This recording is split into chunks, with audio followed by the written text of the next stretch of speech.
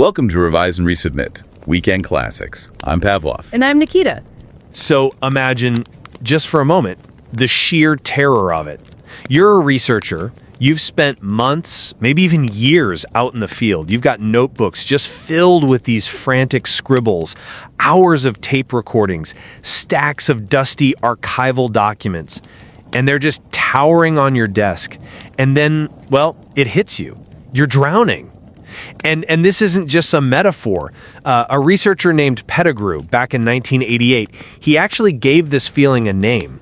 He called it death by data asphyxiation. It's this paralyzing, almost physical weight of having way too much information and absolutely no clear way to make sense of any of it. It is such a visceral image. Asphyxiation. And honestly, it's not an exaggeration for anyone who's actually done this kind of work. I mean, if you want to understand the scale of this problem, just look at Mintzberg and McHugh. In 1985, they were studying strategy making at the National Film Board of Canada. To do that, they didn't just, interview a CEO over a nice lunch. They had to watch over 2,500 films. They had to trace the history of every single film, the staffing changes, sponsorship deals, tracking these trends over decades. They ended up with a 383-page case history just to get to the starting line. I mean, that's the reality of qualitative research. It's a daunting, unstructured ocean of detail. And for a long time, that ocean was treacherous. You either swam through it and told a good story, or you sank. Academics often just dismiss this kind of work as, unscientific or soft. It was seen as the domain of the storyteller, not the serious researcher who deals in hard numbers. But then came Kathleen M. Eisenhart from Stanford University. In 1989, she published a paper in the Academy of Management Review, which, I should add, is an FT50 index journal. It's the gold standard that effectively built a bridge over that ocean. The paper is titled Building Theories from Case Study Research. And when we say it was influential, we're talking about hard numbers here. According to Google Scholar, this text has been cited more than 85,794 times. That's astronomical. In our field, it's rare for a paper to hit 1,000 citations. 85,000 is a cultural phenomenon. It truly legitimized the case study method. It's a classic. And I want to say this up front to anyone listening. Whether you're a doctoral student, a seasoned professor, or just someone fascinated by how we create knowledge from chaos, you really need to read this paper. Don't just listen to us. Go to the show notes, click the link, and read this thoughtfully crafted, rigorously peer-reviewed masterpiece. It's the definitive guide on moving from storytelling to science. I agree. Everyone should read it, though maybe for slightly different reasons than you're suggesting. You see it as a manual for science. I see it more as a manifesto for creative discovery. But, okay, let's not get ahead of ourselves. Let's ground this. We're looking at a methodology for taking that messy, terrifying data and turning it into theory. I want to start with my core position on this work. Before Eisenhart, qualitative research lacked validity. Eisenhart provided a roadmap. She adopted a positivist view. For those listening who might not be steeped in the philosophy of science, positivism essentially argues that there is an objective reality out there that we can measure and test and verify. Her point was that the goal isn't just to paint a rich picture, like Van Manen's ethnography might, but to develop testable, generalizable theory. She gave us validity. She showed us that if you follow a rigorous process, your insights aren't just opinions, they're empirically valid theories. Right. I don't disagree that she provided structure, but I think focusing only on the roadmap kind of misses the soul of the paper. I come at this as an empiricist. While you admire the scaffolding, I admire the building. The real magic Eisenhart describes isn't in the checklists, it's in the messiness. She talks about creative tension. The power of this method isn't just that it follows rules, but that it forces the researcher to confront paradoxical evidence. It forces you to get comfortable with being uncomfortable. It's about that delicate balance between induction, letting the data speak to you from the bottom up, and deduction, testing your ideas against that data from the top down. It's really about unfreezing your mind. I think that unfreezing is only possible because of the structure she imposes. If you don't have rules, you don't have a theory, you just have a diary. Let's walk through that structure phase by phase. Eisenhardt starts where every researcher must, getting started. She discusses this concept of the clean slate. Ideally, yes, the tabula rasa. She instructs us to start with a research question, and this is so crucial, with no theory. The ideal is to approach the data without bias. If you go in looking for a specific answer, you'll find it, whether it's actually there or not. You need a clean theoretical slate to ensure that what you find really does emerge from the data. But let's be honest here, and Eisenhardt admits this herself. A perfectly clean slate is impossible. We're human beings. We've read books. We have prejudices. We can't simply turn off our brains. If I go to study a hospital, I know what a doctor is. I have a bias about hierarchy. She acknowledges this tension. She does, but she offers a mechanical solution, the a priori specification of constructs. And this is a vital distinction. You don't go in with a theory of how things work, the relationships, but you do go in knowing what you're looking for, the variables. So, for example, in the Eisenhardt and Bourgeois study from 1988 on strategic decision-making, they didn't know how power affected decisions. They didn't know if power was good or bad, but they knew they needed to measure power and conflict. If you don't define those constructs beforehand, you can't measure them accurately. You just end up wandering aimlessly. That's the textbook definition, sure, but in the field, it feels different. The nuance she adds, which is where the art comes in, is the willingness to abandon those constructs. It's a tentative commitment. You might go in measuring power, but the data might be screaming politics or collaboration instead. If the data doesn't match your construct, you have to be willing to throw the construct away. And that takes real intellectual humility. You have to let the reality on the ground dictate the terms, not your pre-planned interview guide. Moving to the next phase, though, suggests you can control for some of that reality through design. This is phase 2, selecting cases. And this is where the structural rigor really shines and where most people get it wrong. In statistical research, you sample randomly to avoid bias. You want a random sample of, say, 1,000 people to represent the population. Eisenhardt argues for the exact opposite in case study research. You don't choose cases randomly. You use theoretical sampling. Because you're not trying to represent a population, you're trying to understand a phenomenon. Exactly. She uses the concept of replication logic, referencing Robert Yin. You have to treat each case not as a data point in a survey, but as a distinct experiment. Think of it like a laboratory scientist running a crash test. You don't crash 1,000 cars randomly just to see what happens. You crash one specific car to test the bumper, then you crash another to test the airbag. Each case serves to confirm or disconfirm a specific hypothesis. If you're studying high-velocity decision-making, you select cases that let you test that specific dynamic. And I love her suggestion on how to choose those experiments. She advocates for polar types. This is just a brilliant heuristic. Don't pick 5 average companies. Pick an incredibly high-performing one and a disastrously low-performing one. Make the differences extreme. And why is that so important to you? Because when you look at polar opposites, the dynamics in the data stand out in high relief. If you look at 2 average companies, the signal gets lost in all the noise. But if you look at a rocket ship versus a sinking ship, well, the observable contrasts make the invisible visible. It's not about statistical significance. It's about the transparency of the process. But once you have those cases, and you're deep in that data asphyxiation we talked about, how do you trust what you see? This is phase 3, data analysis. And Eisenhardt is very clear here. Humans are, well, we're terrible at processing information. She cites Kahneman and Tversky, the fathers of behavioral economics. We leap to conclusions based on vividness. We ignore basic statistical properties. We see patterns where there are none.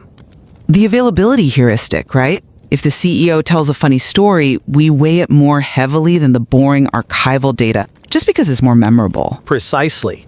So Eisenhardt demands that we use tools to fight our own brains. She advocates for cross-case patterns. She suggests using tactics like 2x2 matrices or selecting pairs of cases and just listing similarities and differences. It sounds mechanical, I know, but it's a safety mechanism. By forcing yourself to fill out a matrix, literally drawing boxes and putting evidence in them, you force yourself to look past your initial impressions. You can't just rely on a feeling, you have to fill the box with actual evidence. I don't deny the utility of the matrix, but I do worry that if you jump to the matrix too quickly, you strip the life out of the case. Eisenhardt balances this so beautifully by emphasizing within-case analysis. Before you can compare case A to case B, you have to become intimately familiar with case A as a standalone entity. Right, she mentions the write-up, which is often pure description. Yes, I mean, look at Gerzich's 1988 study of team meetings. She didn't just code data. She prepared detailed transcripts of every single meeting, or Leonard Barton's use of tabular displays. You have to immerse yourself in the unique story of that specific case. If you rush to cross-case comparison, you risk comparing surface-level traits and missing the deep causal mechanisms. You need that intimacy. You have to know the case so well that the unique patterns start to emerge naturally before you try to force them into a 2x2 box. I'd argue the box helps verify if those unique patterns are actually real or if they're just anecdotes. But let's move to phase 4, shaping hypotheses and enfolding literature. This is where the theory part of theory building actually happens. Eisenhardt insists on a rigorous verification process. So, you have an emergent theory, say fast decisions lead to better performance. You then have to compare that hypothesis with the evidence in each case. If it doesn't fit a case, you can't just ignore it or call it an outlier. You have to refine the theory. And this is my favorite part of the entire paper, the section on conflicting literature. Most researchers are terrified when their findings contradict existing studies. They think they did something wrong. Oh no, Professor Smith said X and I found Y. Eisenhardt says, no, that is the gold mine. It represents an opportunity to build a better theory. Exactly. If your findings contradict the literature, it forces you into a creative frame-breaking mode. Look at the example she gives from her own work with Bourgeois in 1988 on politics and organizations. The existing literature was split. Some scholars said centralized power leads to politics because people get frustrated. They have no voice. Other scholars said decentralized power leads to politics because people compete. There are too many voices. They were contradictory. And instead of choosing one side, Eisenhardt and Bourgeois found that both extremes lead to politics. Right. It's so good. They found that highly centralized power creates a climate of frustration, which leads to politics. But highly decentralized power creates a climate of competition, which also leads to politics. They resolve the conflict by showing that an intermediate power distribution fosters collaboration. They didn't just disprove the old theories, they enveloped them into a new, stronger, more nuanced theory. That is the beauty of this method. It reconciles contradictions. Which implies that the method yields higher internal validity. By understanding the why, the underlying theoretical reasons, you aren't just reporting a correlation, you're explaining a mechanism. And this brings us to the conclusion and the evaluation of this research. How do we know if you've done a good job? Well, Eisenhardt is very clear on the strengths here. The primary strength is novelty, because you're reconciling contradictory evidence, and because you're constantly juxtaposing cases against each other. You are so much more likely to generate frame-breaking insights. You're less likely to produce a theory that just confirms what everyone already knows. But novelty isn't enough. A theory can be novel and, wrong. I have to insist on the criteria she cites from Pfeffer. A good theory has to be parsimonious, meaning it's simple and efficient. It has to be testable, and it must be illogically coherent. The endpoint of this entire intimate, messy, exhaustive process isn't just a rich story. It's a theory that can stand on its own. It's a set of propositions that can be handed off to a quantitative researcher and tested. That's the bridge. We aren't just wandering in the woods. We're drawing a map for others to follow. And yet, the map is drawn from the ground up. It's empirically valid because it's so tightly linked to the data. It hasn't been dreamt up in an ivory tower. It has been wrestled from the mud of reality. I think we can agree that this paper essentially bridged the gap. It took the rich description of ethnography and gave it the generalizability of quantitative science. It gave us permission to be rigorous without losing the richness. It legitimized the work of thousands of researchers who wanted to look deeply at a few things rather than shallowly at many things. Which is why, again, 85,000 citations is not a fluke. It's a foundational text. If you're starting a PhD, or if you're just trying to make sense of complex information in your own work, this paper is a toolkit you really can't afford to ignore. I completely agree. Download the PDF, read it. Not just as a set of instructions, but as a piece of intellectual craftsmanship. It's soothing in its clarity. It takes that panic of data asphyxiation and replaces it with the calm, iterative process. It turns the noise into signal. Thank you for joining us for this discussion. We hope it has illuminated the path from story to science. And perhaps encouraged you to find the theory hidden in your own data. Goodbye. And don't forget to subscribe to Revise and Resubmit on Spotify and Apple Podcasts. Until next time, keep those minds curious, keep questioning, and keep revising and resubmitting.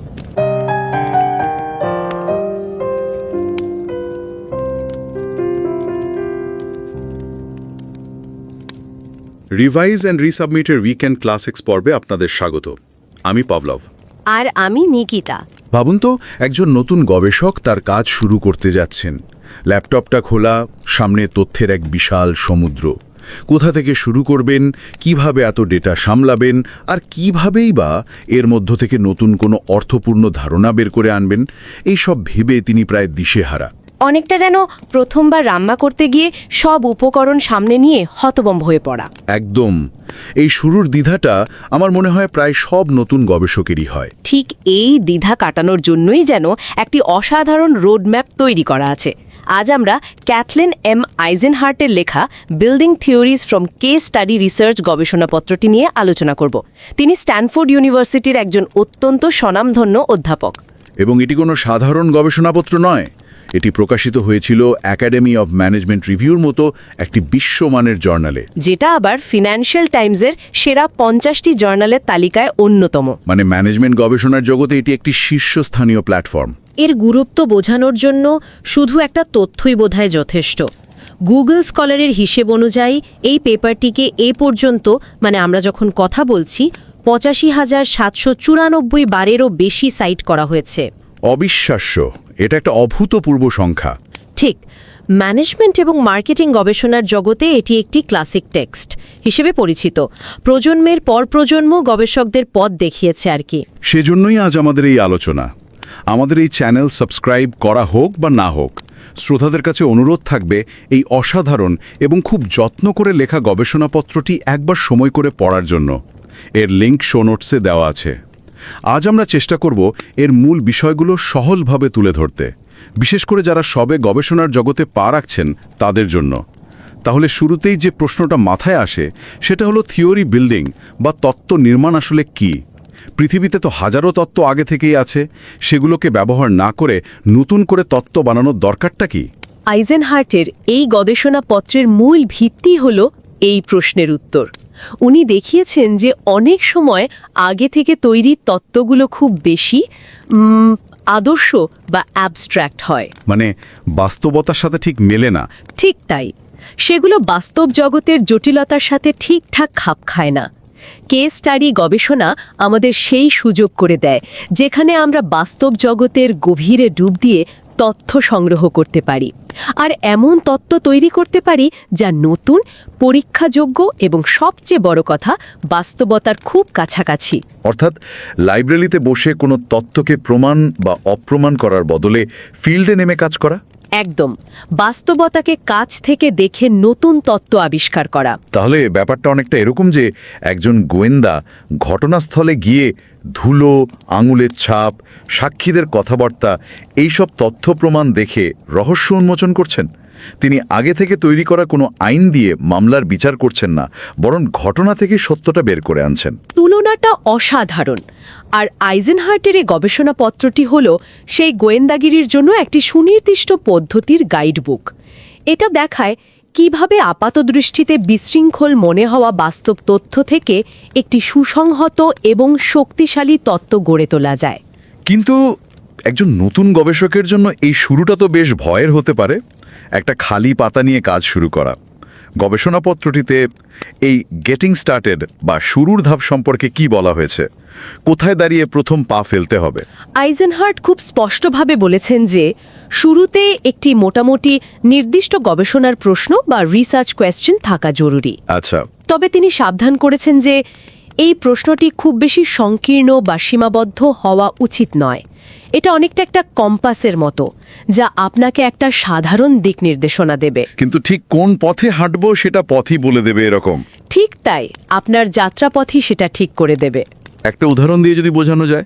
ধরুন, একজন গবেষক জানতে চান আমাদের শহরের কিছু নতুন coffee shop কেন খুব সফল হচ্ছে আর বাকিগুলো কেন 1 বছরের মধ্যে বন্ধ হয়ে যাচ্ছে। এটা একটা ভালো শুরুর প্রশ্ন। এটা খুব বেশি ছড়ানো নয়, আবার খুব বেশি সংকীর্ণও নয়। হ্যাঁ, যাতে তিনি তথ্যের সমুদ্রে হারিয়ে না যান। গবেষণাপত্রে মিন্সবার্গের একটা উদ্ধৃতিও আছে।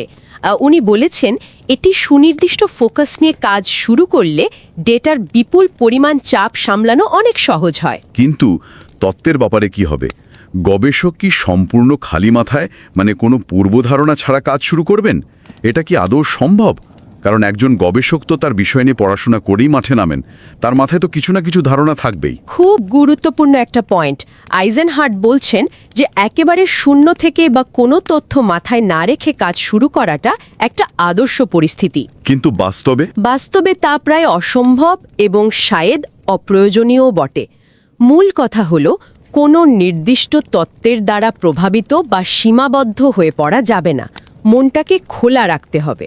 যেমন হয়তো তিনি ভেবেছিলেন কফি শপের সাফল্যের কারণ হলো কফির ভালো কোয়ালিটি, কিন্তু ডেটা সংগ্রহ করতে গিয়ে দেখলেন আসল কারণটা হলো দোকানের পরিবেশ বা মালিকের ব্যবহার।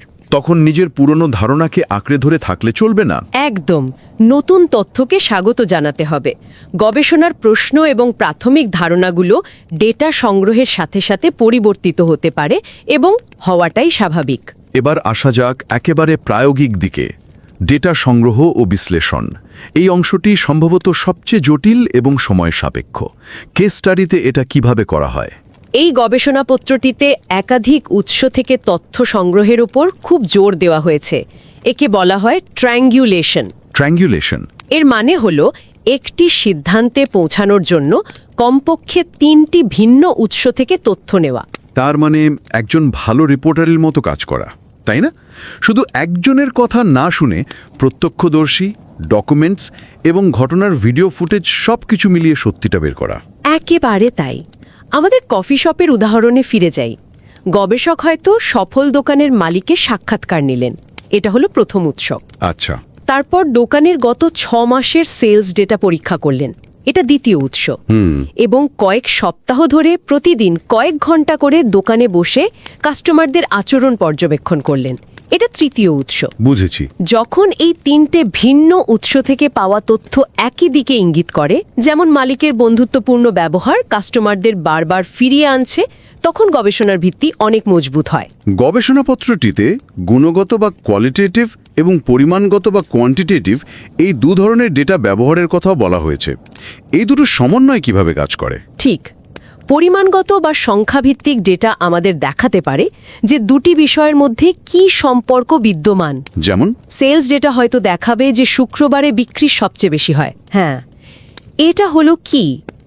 আর গুণগত ডেটা, যেমন মানুষের কথাবার্তা বা পর্যবেক্ষণ, আমাদের বুঝতে সাহায্য করে যে সম্পর্কটা কেন এমন। ও আচ্ছা, কেন? অর্থাৎ শুক্রবারে হয়তো আশেপাশের অফিসের কর্মীরা সপ্তাহের শেষে আড্ডা দিতে আসেন, যা বিক্রি বাড়িয়ে দেয়। এটা হলো কেন। ঠিক।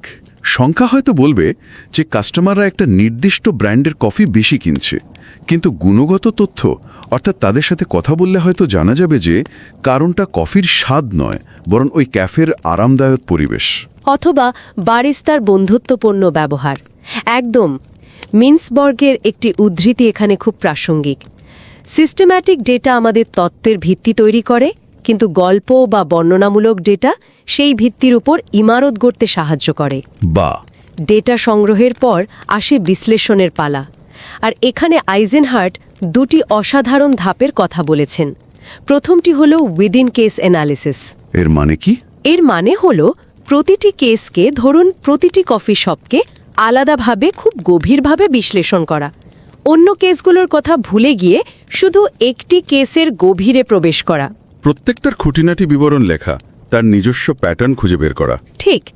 এতে প্রতিটি কেসের একটি সমৃদ্ধ এবং স্বতন্ত্র চিত্র তৈরি হয়। তাহলে ব্যাপারটা অনেকটা এরকম যে যদি আমি কয়েকটি সফল আর কয়েকটি ব্যর্থ কফি শপ নিয়ে গবেষণা করি, তাহলে প্রথমে প্রত্যেকটা দোকানের একটা আলাদা গভীর প্রোফাইল তৈরি করব। তাদের মালিকের গল্প, মেনুর দাম, মার্কেটিং স্ট্র্যাটেজি, ভেতরের পরিবেশ সব আলাদা আলাদা করে বুঝব। ঠিক ধরেছেন। এই ধাপটা গবেষককে প্রতিটি কেসের নিজস্বতা বুঝতে সাহায্য করে। এরপর আসে দ্বিতীয় এবং সবচেয়ে উত্তেজনাকর ধাপটি, ক্রস কেস অ্যানালিসিস। আচ্ছা, এবার তাহলে সবগুলোকে একসাথে মেলানোর পালা। কিন্তু এটা কিভাবে কাজ করে? শুধু মিল খোঁজা বের করা? এটা শুধু মিল খোঁজার চেয়েও অনেক বেশি কিছু। এখানেই ম্যাজিকটা ঘটে। ক্রস কেস অ্যানালিসিস অনেকটা অনেকগুলো গোয়েন্দা গল্পের ক্লু একসাথে মেলানোর মতো। একটা গল্পে যেটা অপ্রয়োজনীয় মনে হয়েছিল অন্য গল্পের সাথে মেলাতেই হয়তো সেটার আসল গুরুত্ব বোঝা যায়। গবেষক তখন বিভিন্ন সফল কেসের মধ্যে সাধারণ প্যাটার্ন খোঁজেন, আবার ব্যর্থ কেসগুলোর মধ্যেও সাধারণ প্যাটার্ন খোঁজেন। তারপর সফল এবং ব্যর্থ কেসগুলোর মধ্যেকার পার্থক্যগুলো চিহ্নিত করেন। এই তুলনার মধ্যে দিয়েই সাধারণ সত্যটা, অর্থাৎ তত্ত্বের প্রথম বীজটা বেরিয়ে আসে, যা একটা মাত্র কেস থেকে পাওয়া সম্ভব নয়। এই প্যাটার্নগুলো খুঁজে পাওয়ার পর সেগুলোকে একটি সুসংহত তত্ত্বে রূপান্তর করার প্রক্রিয়াটি কি? কয়েকটি মিল খুঁজে পাওয়া তো আর একটা পূর্ণাঙ্গ তত্ত্ব নয়। এই ডটগুলোকে কানেক্ট করার প্রক্রিয়াটা কি? অবশ্যই নয়। এখানে আইজেনহার্ট রেপ্লিকেশন লজিক বা পুনরাবৃত্তির যুক্তির কথা বলেছেন। এটি একটি খুবই শক্তিশালী ধারণা। এখানে প্রতিটি কেসকে একটি আলাদা পরীক্ষা বা এক্সপেরিমেন্ট হিসাবে দেখা হয়। এক্সপেরিমেন্ট কিভাবে সমর্থন করে তাহলে তত্ত্বের ওপর আস্থা বাড়ে? এটা তো বেশ শক্তিশালী একটা ধারণা। তার মানে প্রত্যেকটা কেসই যেন তত্ত্বটাকে একটা পরীক্ষা বা চ্যালেঞ্জের মুখে ফেলছে। কিন্তু সবসময় তো সব কেস একই ফলাফল দেবে না। বাস্তবে এমন পরিস্থিতি আসতেই পারে যেখানে একটা কেস অন্যদের চেয়ে একদম আলাদা। তখন কি হবে? তত্ত্বটা কি বাতিল হয়ে যাবে? চমৎকার প্রশ্ন। এখানেই এই পদ্ধতির আসল সৌন্দর্য। যদি কোনো কেস সেই প্যাটার্নের সাথে না মেলে, তবে সেটাকে ব্যর্থতা হিসেবে না দেখে তত্ত্বটিকে আরও উন্নত ও পরিমার্জিত করার সুযোগ হিসেবে দেখা হয়। আচ্ছা, ধরুন গবেষক এমন একটি সফল কফি শপ খুঁজে পেলেন যার মালিক বিদেশে থাকেন। প্রথম দৃষ্টিতে এটা তার তত্ত্বকে ভুল প্রমাণ করে, কিন্তু তিনি হতাশ না হয়ে প্রশ্ন করেন, এই কেসটি কেন আলাদা? কি এমন পরিস্থিতি এখানে আছে যা অন্যগুলোতে নেই? যাকে মালিক খুব ভালো বেতন দেন এবং সিদ্ধান্ত নেবার পূর্ণ স্বাধীনতা দিয়েছেন। ও, তাহলে তত্ত্বটা পাল্টে গেল এবং আরও সূক্ষ্ম ও বাস্তবসম্মত হয়ে উঠল। তার তত্ত্বটি মালিকের উপস্থিতি জরুরি থেকে পরিবর্তিত হয়ে দোকানে একজন ক্ষমতাবান এবং নিবেদিত প্রাণ নেতা থাকা জরুরিতে রূপান্তরিত হয়। দেখুন, তত্ত্বটা কিন্তু ভুল প্রমাণিত হলো না, বরং আরও শক্তিশালী এবং নিখুঁত হলো। ঠিক। আচ্ছা, তাহলে গবেষক একটি নতুন পরিমার্জিত তত্ত্ব তৈরি করলেন। এই তত্ত্বটি কি শূন্যে ভেসে থাকবে? গবেষণার জগতে আগে থেকে যে সমস্ত তত্ত্ব বা কাজ রয়েছে সেগুলোর ভূমিকা কি? একদমই না। এখানেই আসে এনফোল্ডিং লিটারেচার বা বিদ্যমান গবেষণার সঙ্গে মেলানোর ধাপ। নতুন আবিষ্কৃত তত্ত্বটিকে পূর্ববর্তী গবেষণার সঙ্গে তুলনা করা হয়। দুটো জিনিস ঘটতে পারে। কি কি? যদি নতুন তত্ত্বটি আগের কোনো প্রতিষ্ঠিত তত্ত্বের সঙ্গে সাংঘর্ষিক হয়, তবে এটি আরও গভীর চিন্তার সুযোগ তৈরি করে দেয়। কেন এই পার্থক্য? এতে নতুন তত্ত্বের স্বকীয়তা এবং গুরুত্ব ফুটে ওঠে। আর যদি মিল পাওয়া যায়? আর যদি নতুন তত্ত্বটি আগের কোনো তত্ত্বকে সমর্থন করে বা তার পরিধি বাড়ায়, তবে নতুন তত্ত্বের গ্রহণযোগ্যতা ও সার্বজনীনতা আরও শক্তিশালী হয়। এটি প্রমাণ করে যে নতুন আবিষ্কারটি বিচ্ছিন্ন কোনো ঘটনা নয়, বরং জ্ঞানের বড় ক্যানভাসের একটি অংশ। এই দীর্ঘ এবং জটিল প্রক্রিয়ার শেষে ফলাফলটি যে ভালো হয়েছে তা কিভাবে বোঝা যাবে? মানে একটি ভালো তত্ত্বের রিপোর্ট কার্ডটা কি? গবেষণাপত্রটিতে মূল্যায়নের জন্য কয়েকটি স্পষ্ট মানদণ্ড দেওয়া হয়েছে। প্রথমত, এটি কি একটি ভালো তত্ত্ব?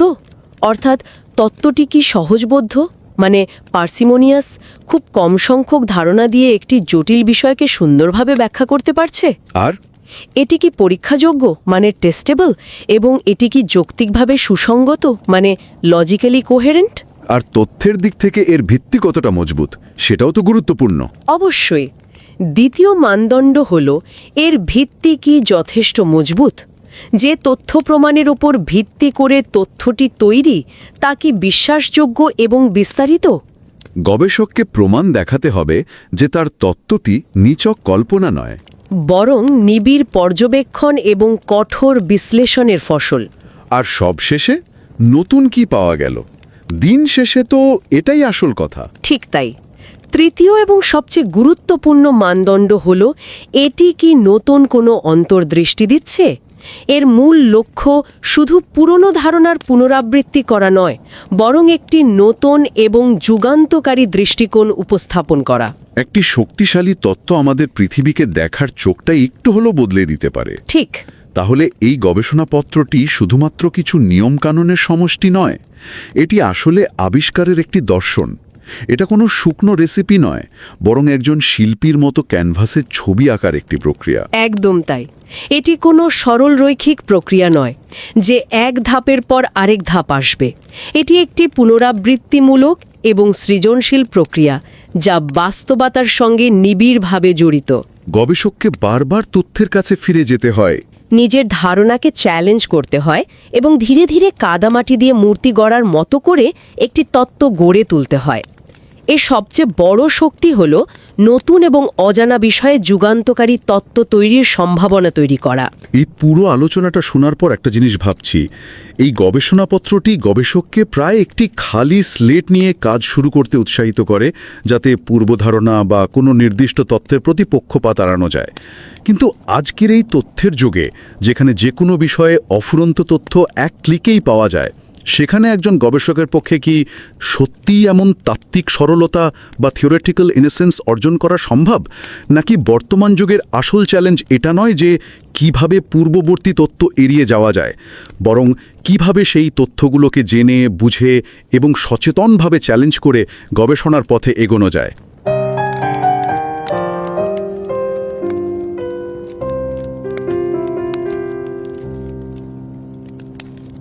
नमस्कार और रिवाइज एंड रीसबमिट की वीकेंड क्लासिक्स एपिसोड में आपका स्वागत है।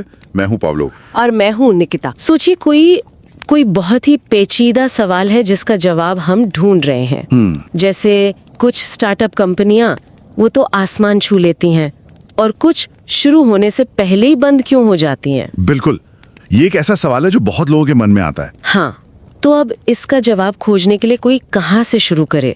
मतलब क्या वो किसी बड़ी मोटी मोटी बिजनेस की किताब से शुरू करे, या फिर वो असल दुनिया में जाएं, उन फाउंडर्स से मिलें, उनकी कहानियां सुने और समझे कि जमीनी हकीकत है क्या? और ज्यादातर रिसर्च इसी दुविधा से शुरू होती है। इसी उलझन में लोग फंसे रहते हैं। बिल्कुल, और इसी उलझन को सुलझाने के लिए 1989 में एक तरह का नक्शा बनाया गया था, एक रिसर्च पेपर जिसने इन दोनों दुनियाओं को जोड़ने का एक शानदार तरीका दिखाया। अच्छा, ये पेपर मैनेजमेंट और मार्केटिंग की दुनिया में एक क्लासिक माना जाता है। नाम है building theories from case study research. Eisenhardt ने, और ये एकेडमी ऑफ मैनेजमेंट रिव्यू में प्रकाशित हुआ था, जो कि एक बहुत ही माना हुआ FT15 इंडेक्स्ड जर्नल है। मतलब रिसर्च की दुनिया में इसकी अपनी एक धाक है। धाक का अंदाजा इस बात से लगाया जा सकता है कि गूगल स्कॉलर के मुताबिक इस पेपर को 58,794 से भी ज्यादा बार साइट किया गया है। 85,000 से भी ज्यादा बार? जी हाँ, ये सिर्फ एक नंबर नहीं है, ये इस बात का सबूत है कि दुनिया भर के हजारों रिसर्चर्स ने इस पेपर को पढ़ा है, इससे सीखा है और इसे एक बुनियाद की तरह इस्तेमाल किया है। इसीलिए हम चाहेंगे कि जो भी लोग रिसर्च की दुनिया को समझना चाहते हैं वो इस पेपर को जरूर पढ़ें। ये बहुत बारीकी से लिखा गया एक बेहतरीन दस्तावेज है। इसका लिंक शो नोट्स में दिया गया है। हाँ, ये बहुत जरूरी है। आज हमारी चर्चा इसी नक्शे को समझने की होगी, खास तौर पर उन लोगों के लिए जो अकादमिक रिसर्च की दुनिया में अपना पहला कदम रख रही हैं। बिल्कुल। तो चलिए शुरू से शुरू करते हैं। जब हम सुनते हैं केस स्टडी रिसर्च तो दिमाग में आता है कि शायद ये किसी एक कंपनी की सफलता की कहानी सुनाने जैसा कुछ होगा। पर ये उससे कहीं ज्यादा है ना? बिल्कुल, ये किसी एक कंपनी की कहानी सुनाने से बहुत गहरा है। इसे ऐसे समझिए, ये एक जासूसी के काम जैसा है। जासूसी का काम? दिलचस्प। हाँ, इसका मकसद किसी एक खास जगह जैसे कोई कंपनी, कोई टीम या कोई प्रोजेक्ट के अंदर घुसकर ये समझना है कि वहाँ चीजें असल में काम कैसे करती हैं। अच्छा। यहाँ फोकस बड़े बड़े सर्वे या हजारों लोगों के आंकड़ों पर नहीं होता, बल्कि उस जगह की आत्मा को समझने पर होता है। पेपर में कुछ क्लासिक उदाहरण भी दिए गए हैं, जैसे क्यूबा मिसाइल संकट का अध्ययन। वहाँ आंकड़े नहीं थे, बल्कि कुछ लोगों के बीच चल रही बातचीत और उनके फैसलों को गहराई से समझना था। तो फिर ये तरीका सबसे ज्यादा काम कब आता है? मतलब एक रिसर्चर को कब सोचना चाहिए कि हाँ, मुझे अब केस स्टडी करनी चाहिए? देखिए, ये तरीका तब सोने की खान साबित होता है जब आप किसी नए मैदान में उतर रहे हों। कोई नया टॉपिक? हाँ, कोई ऐसा टॉपिक जिसके बारे में पहले से ज्यादा जानकारी या मजबूत थ्योरीज मौजूद नहीं है। ये आपको जमीनी हकीकत से जोड़कर नीचे से ऊपर की ओर, यानी बॉटम अप तरीके से एक नई समझ बनाने का मौका देता है। मतलब आप पहले से बनी बनाई थ्योरी का चश्मा पहनकर दुनिया को नहीं देखते। बिल्कुल, बल्कि दुनिया को देखकर एक नया चश्मा बनाते हैं। बिल्कुल। यहीं पर एक बहुत बड़ा सवाल आता है जो हर नए रिसर्चर को परेशान करता है। हाँ, मैं जानता हूँ कौन सा। कि क्या रिसर्च शुरू करने से पहले हमारा दिमाग बिल्कुल एक कोरी स्लेट, एक खाली पन्ने की तरह होना चाहिए, या हमारे दिमाग में पहले से कोई आइडिया या थ्योरी होनी चाहिए? ये एक बहुत ही दिलचस्प दुविधा है, और पेपर में आइजनहार्ट एक बहुत संतुलित रास्ता सुझाती हैं। वो कहती हैं कि आदर्श स्थिति तो यही है कि आप बिना किसी थ्योरी के जितना करीब हो सके वहां से शुरू करें। क्यों? ऐसा क्यों? इसका सीधा सा कारण है पूर्वाग्रह से बचना। अगर आपके दिमाग में पहले से ही एक कहानी होगी तो आप हर जगह उसी कहानी के सबूत ढूंढने लगेंगे। आप पहले से बनी बनाई सोच का शिकार हो सकते हैं। लेकिन इसका मतलब ये तो नहीं कि हम बिना किसी दिशा के ही निकल पड़े? नहीं, बिल्कुल नहीं। जैसे अंधेरे में तीर चलाना? ये तो संतुलन है। आपके पास एक शुरुआती रिसर्च सवाल होना चाहिए, भले ही वो थोड़ा बड़ा और खुला हुआ हो। जैसे? कोई उदाहरण? जैसे तेजी से आगे बढ़ने वाली टेक कंपनियों में टॉप मैनेजमेंट की टीमें फैसले कैसे लेती हैं, और आपके दिमाग में कुछ मुख्य विचार हो सकते हैं जिन्हें हम कंस्ट्रक्ट्स कहते हैं। अच्छा, कंस्ट्रक्ट्स, ये थोड़ा अकादमिक शब्द लगता है। इसे आसान भाषा में कैसे समझें? सोचिए, आप स्टार्टअप्स पर रिसर्च कर रहे हैं तो फाउंडर की जिद, टीम के बीच की केमिस्ट्री, या पहली फंडिंग मिलने का समय, ये सब संभावित कंस्ट्रक्ट्स हो सकते हैं। समझी, कैसे बनेगी? मतलब फाउंडर की जिद का टीम केमिस्ट्री पर क्या असर पड़ेगा, ये रिश्ता हमें पहले से नहीं सोचना है। बिल्कुल सही, वो रिश्ता आपको डेटा से खोजना है। वाह, तो मतलब आपके पास सामान तो है, पर आप रेसिपी बाद में खोजेंगे बनाते बनाते। ये प्रक्रिया तो बहुत लचीली लगती है। बिल्कुल, और ये बार बार दोहराई जाने वाली, यानी इटरेटिव होती है। हो सकता है कि आप 2-3 कंपनियों से बात करें और आपको लगे कि आपका शुरुआती सवाल ही गलत था। और ये अच्छी बात है। ये बहुत अच्छी बात है। इसका मतलब है कि आप जमीनी हकीकत से कुछ सीख रहे हैं। ठीक है, तो एक बार हमारे मन में एक कच्चा पक्का सवाल आ गया, अब अगला कदम जाहिर तौर पर डेटा इकट्ठा करना होगा। लेकिन इसमें भी तो ये खतरा है कि हम सिर्फ वही ढूंढे जो हम ढूंढना चाहते हैं। पेपर इससे बचने का क्या तरीका बताता है? इसके लिए पेपर एक बहुत मजबूत तकनीक पर जोर देता है, ट्रायंगुलेशन। ट्रायंगुलेशन, ये शब्द सुनने में भारी लग सकता है, लेकिन इसका आइडिया बहुत सरल है। एक अच्छा जासूस किसी एक गवाह की बात पर आंख बंद करके भरोसा नहीं करता। सही बात है। वो कई गवाहों से बात करता है, फोरेंसिक सबूत देखता है और सीसीटीवी फुटेज भी चेक करता है। तो रिसर्च में इसका मतलब हुआ कि सिर्फ इंटरव्यू पर निर्भर न रहना। एकदम सही। एक मजबूत थ्योरी बनाने के लिए आपको कई तरह के डेटा स्रोतों का इस्तेमाल करना चाहिए। इसमें लोगों से लंबी बातचीत यानी इंटरव्यूज, कंपनी के पुराने दस्तावेज और ईमेल्स जिन्हें आर्काइव्स कहते हैं, सर्वे फॉर्म्स, और सबसे जरूरी खुद वहां बैठकर देखना कि काम कैसे हो रहा है। ऑब्जर्वेशन। जी, ऑब्जर्वेशन। जब अलग अलग स्रोतों से एक ही कहानी उभर कर आती है तो आपका आत्मविश्वास बढ़ जाता है कि आप कुछ सच के करीब पहुंच रहे हैं। और इसमें अलग अलग तरह के डेटा, जैसे कि नंबर वाले यानी मात्रात्मक, क्वांटिटेटिव, अब बिल्कुल, और कहानियों वाले यानी गुणात्मक, दोनों का इस्तेमाल हो सकता है। बिल्कुल। और इन दोनों का मेल किसी सुपर पावर की तरह है। पेपर में मिन्सबर्ग का एक बहुत अच्छा कथन है, सिस्टमैटिक डेटा हमारी थ्योरी की नींव बनाता है। लेकिन किस्से कहानियों वाला डेटा हमें उस नींव पर इमारत बनाने में मदद करता है। बिल्कुल, इसे किसी उदाहरण से समझा सकते हैं? जरूर। मान लीजिए आंकड़े यानी क्वांटिटेटिव डेटा आपको ये बता सकता है कि जिन कंपनियों में सीईओ ज्यादा कॉफी पीते हैं वो ज्यादा सफल हैं। ये तो एक मजेदार कनेक्शन है, पर ये क्यों का जवाब नहीं देता। अब आप क्वालिटेटिव डेटा यानी उन सीईओ से जाकर बात करेंगे, तब आपको पता चलेगा कि वो कॉफी इसलिए पी रहे हैं क्योंकि वो रात भर जागकर अपने प्रोडक्ट पर काम कर रहे हैं। अच्छा, तो असल कहानी कॉफी में नहीं, उस मेहनत में है। बिल्कुल। आंकड़े क्या बताते हैं, कहानियां क्यों समझाती हैं।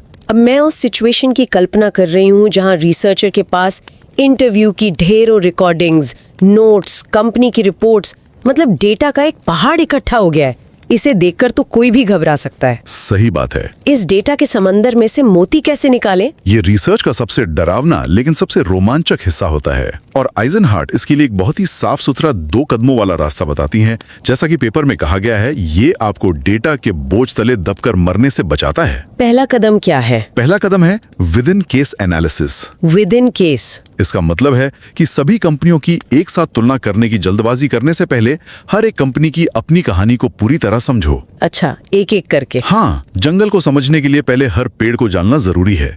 आप हर केस पर एक गहरी विस्तृत रिपोर्ट तैयार करते हैं।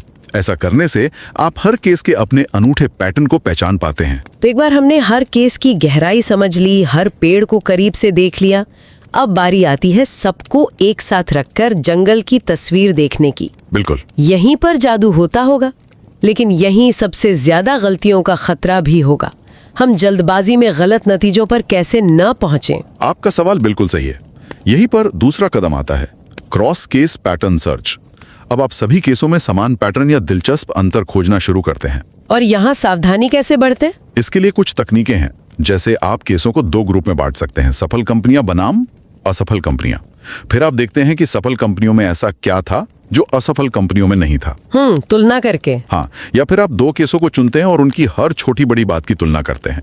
ये प्रक्रिया धीमी और बहुत सावधानी वाली होती है। वाह, तो अब हमारे पास कुछ धागे हैं जो अलग अलग केसों को जोड़ रहे हैं, लेकिन इन धागों से एक मजबूत चादर यानी ठोस थ्योरी कैसे बुनी जाए? यहीं पर केस स्टडी रिसर्च का एक और बहुत जरूरी आइडिया सामने आता है।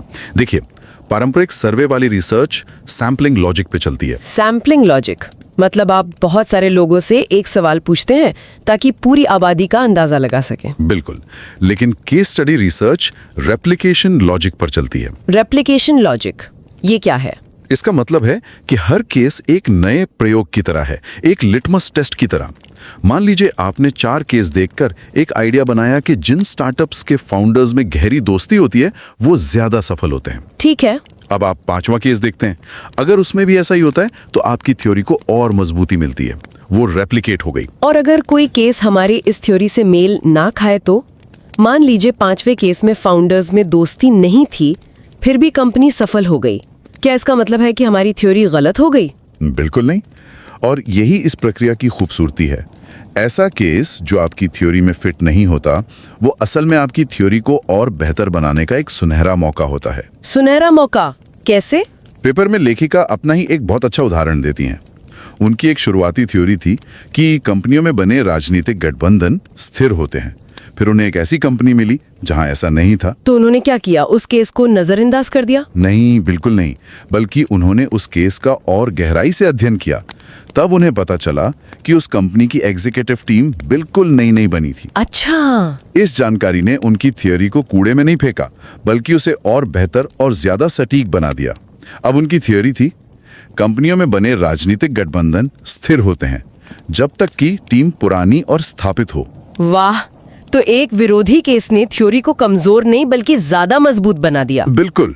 ये तो कमाल की बात है।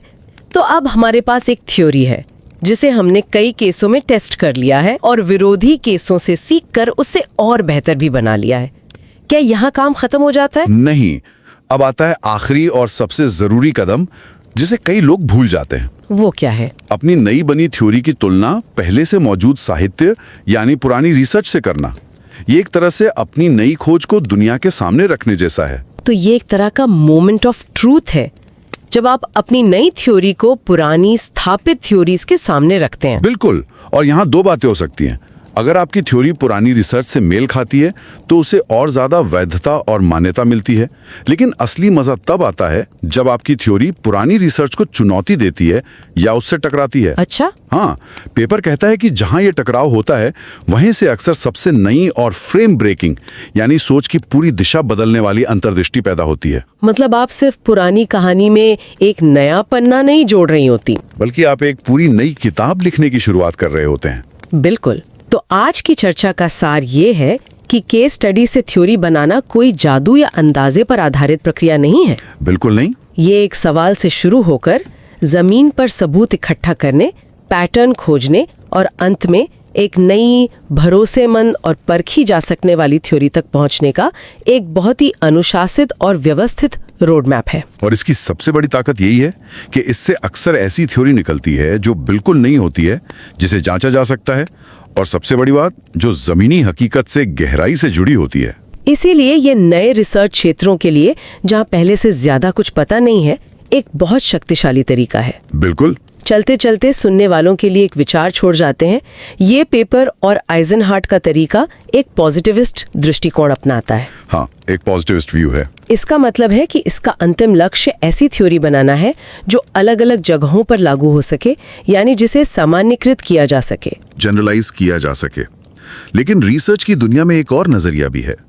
कुछ दूसरे रिसर्चर्स जैसे स्ट्रॉस और वैन मानिन, वो सामान्यीकरण से ज्यादा किसी एक केस की गहरी और जटिल कहानी को सामने लाने पर जोर देते हैं। अच्छा, उनके लिए हर कहानी अपने आप में अनूठी और जरूरी है। बिल्कुल। तो सोचने वाली बात यह है, एक रिसर्चर के लिए ज्यादा जरूरी क्या है? एक ऐसी थ्योरी बनाना जो कई जगहों पर लागू हो, या किसी एक कहानी की गहराई और उसकी अनूठी सच्चाई को पूरी ईमानदारी से दुनिया के सामने रखना।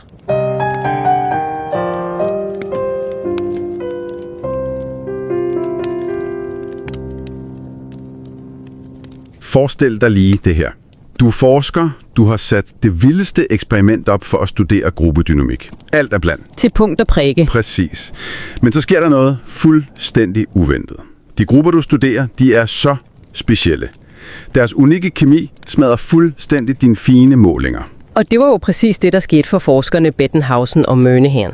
Deres egen konklusion var ret brutal. Ja, de sagde, at den unikke karakter af hver gruppe synes at overvælde vores manipulationer. For de fleste vil det jo være et totalt mareridt. Måneders arbejde. Lige skraldspanden. Men i stedet for at se det som en fiasko, så gjorde de noget, radikalt. De smed simpelthen deres oprindelige plan væk. Og kiggede på det rod, der rent faktisk udspillede sig foran dem. Lige præcis. Og ud af det rod byggede de en helt ny og banebrydende teori om, hvordan gruppenormer opstår. Ikke på trods af virkeligheden, men på grund af den. Og den historie er jo den perfekte indgang til det, vi skal tale om i dag.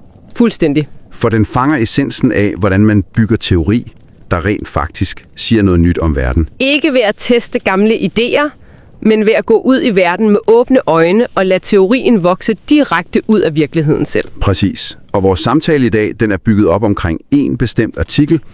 Der er intet mindre end en bibel for enhver, der står over for den rejse. Især for dig, der måske er ved at starte på dit eget forskningsprojekt. Ja, artiklen hedder Building Theories from Case Study Research. Den er skrevet af Kathleen M. Eisenhardt fra Stanford University. Og det er altså svært at overvurdere, hvor vigtig den her tekst er. Den udkom helt tilbage i 1989 i Academy of Management Review. Som er et af de absolut tungeste tidsskrifter inden for ledelsesforskning, ikke? Helt i toppen. Og for at give dig en idé om dens gennemslagskraft, ifølge Google Scholar er den citeret over 5.000 gange. 5.000. Ja, det er ikke bare en artikel. Det er en klassiker. En grundsten, som generationer af forskere har bygget deres karriere på. Så se det her som en slags guide til den rejse. Og vi kan ikke sige det kraftigt nok. Gør dig selv den tjeneste og læs den originale artikel. Uanset om du følger med her eller ej, så sæt tid af. Den er så gennemtænkt. Vi har selvfølgelig lagt et link i shownoterne. Okay, lad os prøve at folde processen ud. Hvor starter man? Artiklen siger jo, at man skal definere et forskningsspørgsmål, men undgå en specifik hypotese. Ja. Det lyder for mig lidt som at få at vide, at man skal køre bil, men uden at få en destination. Hvordan navigerer man i det? Det er en fantastisk analogi, for den fanger præcis, hvor kontraintuitivt det føles. Lige præcis.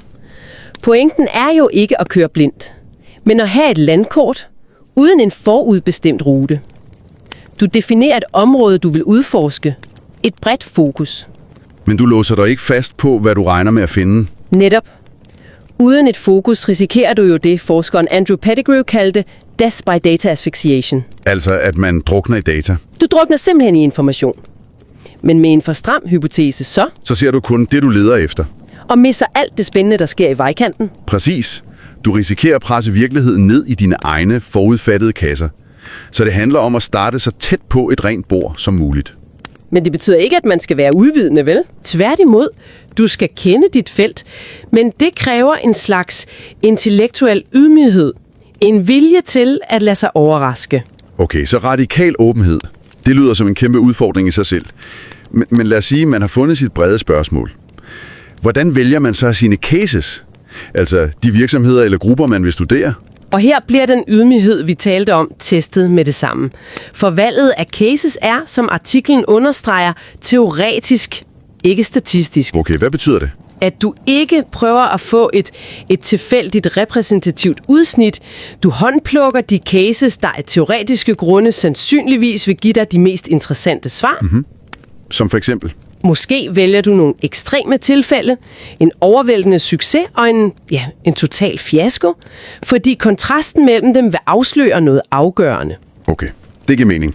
Og når man så har valgt sine cases, så skal man i gang med at indsamle data. De giver dig en forståelse for, hvorfor noget sker. Forskeren Mintzberg siger jo, at det er de bløde, anekdotiske data, historierne, dramaet, citaterne, der giver os råmaterialet til at bygge teorien. Men jeg kan godt forestille mig, at man let kan blive forført af en rigtig god historie fra en karismatisk direktør, som måske ikke er hele sandheden. Netop, og det er lige præcis derfor, du har brug for de kvantitative data. Tallene. Præcis. Nøgletal, markedsandele, den slags. De tal fungerer som et anker i virkeligheden. De kan afsløre mønstre, som ingen taler om i interviews. Så de holder hinanden i skak på en måde? Lige netop. Tallene giver struktur, og ordene giver mening. Og den her proces, den skal man helst ikke gå igennem alene. Helst ikke. Artiklen anbefaler kraftigt at have flere forskere på et projekt. Simpelthen fordi vi alle sammen har blinde vinkler. Forskellige mennesker ser forskellige ting. Ja, og stiller forskellige spørgsmål. Det beriger data. En virkelig fascinerende taktik, der nævnes, er at have en djævelens advokat på holdet. Okay. En kollega, der bevidst holdes ude af selve feltarbejdet. Aha, så det er en person, der ikke har opbygget et personligt forhold til de folk, man interviewer, som ikke er blevet forelsket i sine egne cases. Præcis. Fordi den person ikke er følelsesmæssigt investeret, kan vedkommende se på data med helt friske, kritiske øjne. Og stille de ubehagelige spørgsmål. Ja. Det er en måde at bygge modstand ind i processen. Gennembruddet kommer måske ikke fra gode data, men fra et team, der tør være uenige. Det er jo en vildt god indsigt. Okay, så nu har du en bjergkæde af data, interviews, tal, observationer og et team. Hvordan finder man overhovedet mønster i alt det? Ved at arbejde iterativt. Det er et nøgleord. Det betyder, at dataindsamling og analyse ikke er to adskilte faser. Man analyserer løbende. Hele tiden. De indsigter, du får fra de første cases, former, hvilke spørgsmål du stiller i de næste. Det er en dynamisk spiral. Men helt praktisk, hvor starter man den spiral? Første skridt er det, artiklen kalder Within Case Analysis. Her tvinger du dig selv til at se på én case ad gangen. Kun én? Ja. Du skriver en lang, detaljeret fortælling om kun den case. Målet er at blive dybt fortrolig med hver enkelt case som en selvstændig verden. Du modstår aktivt fristelsen til at sammenligne. Så man bremser sig selv bevidst. Det handler om at lære hver enkelt case at kende som en unik personlighed, før man begynder at putte dem i grupper. Perfekt sagt. Først når du kender hver case intimt, kan du gå videre til næste skridt, som er cross-case search for patterns. Og det er her, man leder efter lighed og forskelle. Ja, men det er også her, artiklen hejser et stort advarselsflag. For vores hjerner er notorisk upålidelige.